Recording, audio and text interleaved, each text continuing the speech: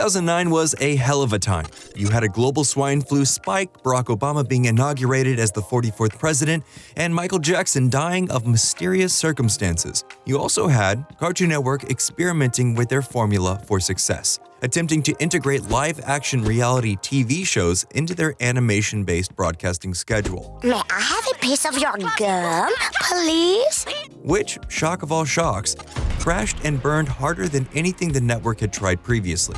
You might be wondering to yourself, why would a network exclusively catering to animation fans and children attempt to pivot to live-action reality programming? Well, there's two answers there.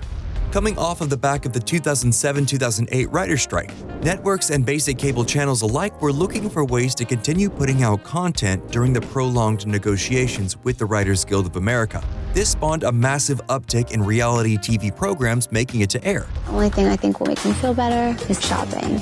They were cheap to produce, didn't have writers, and could be churned out quickly for massive profits. Cartoon Network, who was struggling at the time, was attempting to re-cement their cultural identity as the go-to destination for exciting and innovative programming. However, Warner Brothers' beleaguered animation network was trying and failing to capture the hearts and minds of the viewers. With shows like Class of 3000 and My Gym Partner's a Monkey, the network wasn't exactly cementing themselves as the go-to place to be for animation. Well, other than Ben 10 and a few other exceptions. But there was change on the horizon for Cartoon Network. Maybe change that no one asked for, but change nonetheless, and it would all be set into motion by an ostensibly harmless Night Bright. Enter the Mooninites. We do whatever we want to whomever we want, at all times. Mooninites unite! Lock in! On January 31, 2007, the Boston Police Department uncovered what they thought was an elaborate terrorist scheme.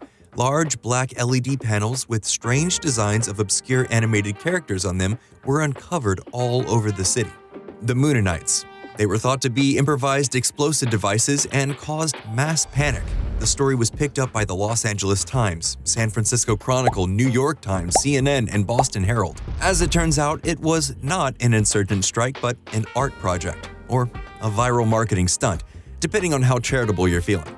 Artists Peter Zebler-Brodowski and Sean Stevens were the key figures behind staging an attempt at a campaign to promote the upcoming Aqua Teen Hunger Force movie. Wait, we have a mother? Yes, Frylock, I am your mother. And I am a 9-layer bean burrito. Obviously, it spiraled out of control with civilians and police officers alike thinking these small light-up installations were bombs. Ultimately, the Turner Broadcasting Company had to pay over $2 million in order to make the whole situation go away. Off the back of this whole kerfuffle, Cartoon Network's general manager and executive vice president Jim Samples resigned from his role.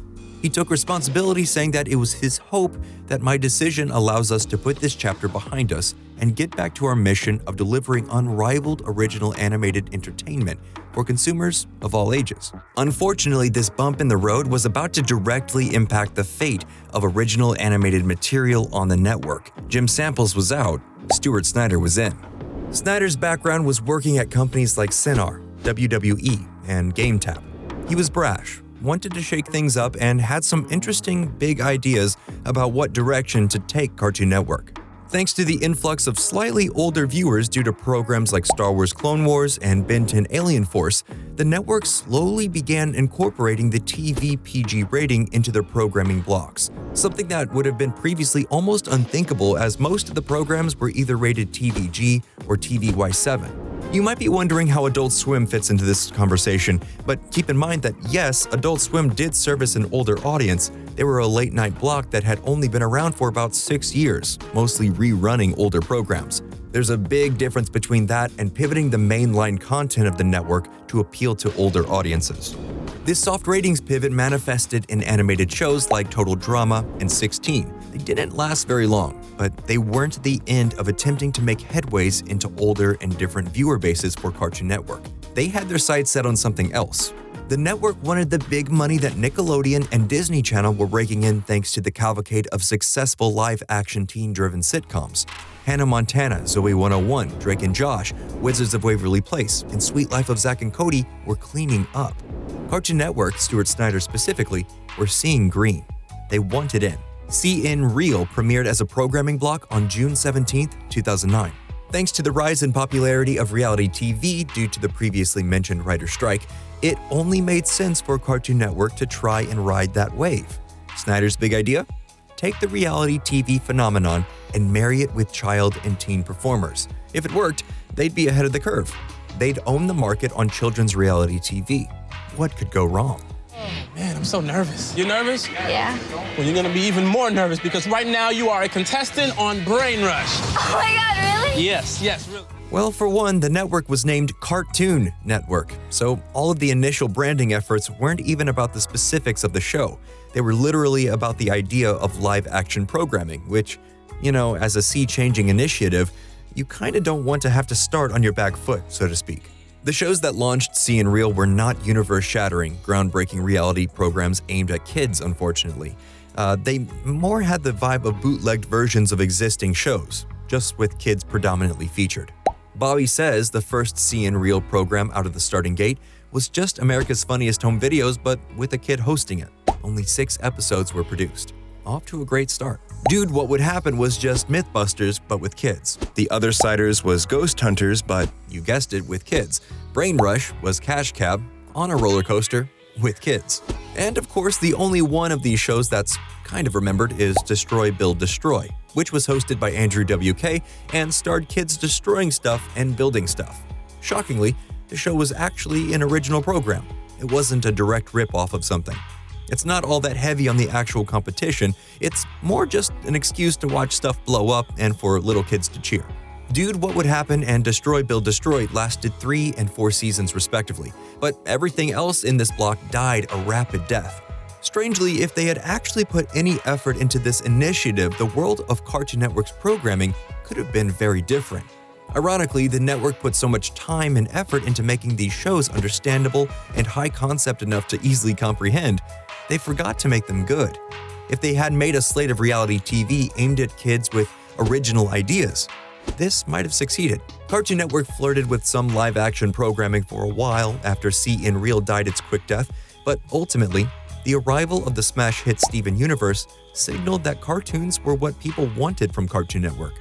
In hindsight, it all seems so obvious. A guy from the WWE who we all know isn't an animation fan, trying to pivot the channel devoted to cartoons into whatever the hell this was, Feels his track! just never had a snowball's chance in hell.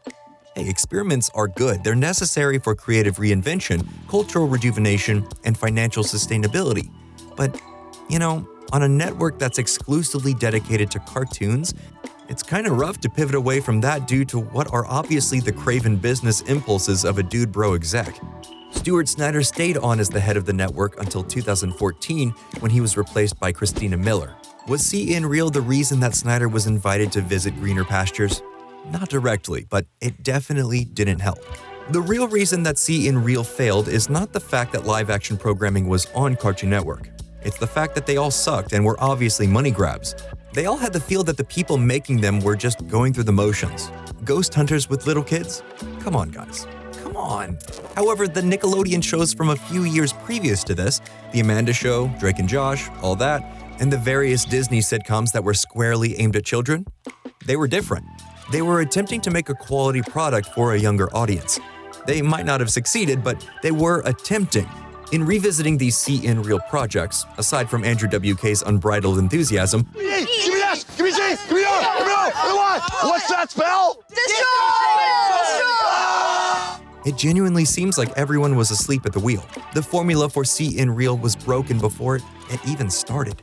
It's as transparent as you could possibly make something. To put the finest point on it, if the early promos for your projects are literally just messaging about how we know this contradicts our established branding, but it's going to be really cool, you might want to figure something else out. And that's all we have this week. What do you think? Would you watch a contemporary reboot of Destroy, Build, Destroy? Let us know in the comments below, and as always, please subscribe to the Nerdstalgic channel in order to stay up to date with everything happening with the Nerdstalgic channel.